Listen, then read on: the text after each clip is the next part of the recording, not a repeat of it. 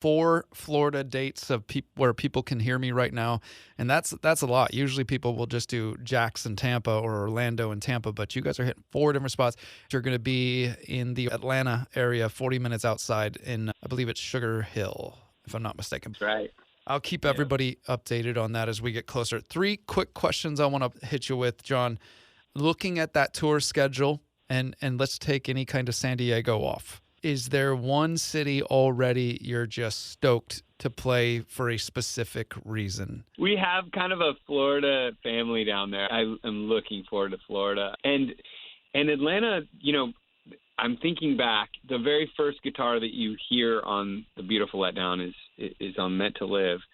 And I'm reminded of the fact that is an Atlanta pawn shop guitar that I bought just before we recorded that record. And so that album, I used it a ton, So, I mean, yeah, it's wild because I look back at these memories and buying that guitar at a pawn shop and then hearing it, played on radio stations around the world. What a gift, Is it the da-na-da-da-na? Is it that? Yeah, that's the one. That's it. Okay. So when you come do that 20th anniversary Sugar Hill show, it's that guitar is returning home, isn't it? That's right. And I'm going to have to borrow it back from my nephew. I lent it to him, but I'm going to take it back for this tour. I'll give it back at the end of the tour, but yeah. Okay.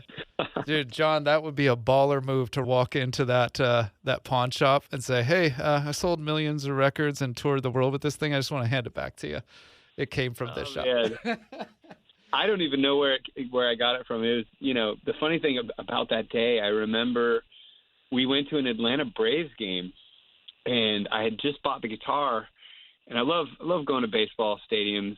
Love baseball. I've visited a lot of the stadiums, and so I definitely wanted to go to the game, but I didn't have anywhere to put the guitar. Oh. So I brought it with me to the game. How lame is that? I brought it on the subway. I'm like, well, here we go. Public transportation. I'm the guy with the guitar. Yeah. At the baseball game, I'm the guy with the guitar. Yeah. I don't think they'd even let you in with it now. Oh, yeah. No, there's no way. It would have been cool if you figured out how to do oh on guitar. And yeah. You would have gone viral before viral. So, Jon, I was actually in California. I was a newlywed, and we were living outside of Sacramento up in Roseville. Or no, Auburn.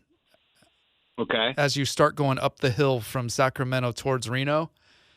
Yep. And my wife and I had our first apartment, $600 a month, filled with mold. It's all we could afford, and we had a baby on the way. And my wife and I used to push our firstborn in a stroller through these little streets up in the hills towards Folsom, and Beautiful Letdown was on repeat. And that's always tied to my mind. But for you as the person who made that album, what was going on in your life specifically when that came out? So the story behind that record that a lot of people don't know is, we recorded the record in 2 weeks. We were signed to a big record company. We were so excited. We played a showcase for that record company, and halfway through Dairy to Move, the head of the record company walks out and says, expletive, I don't hear any hits. We're dropping these guys. Yeah. And so the album almost never came out. It is for me, that was a moment for us as a band where we kind of had to look inward and ask ourselves, do we believe in these songs? Do we think that we have something to say? And we kind of came to the conclusion that we believe in this record. We don't care what he thinks.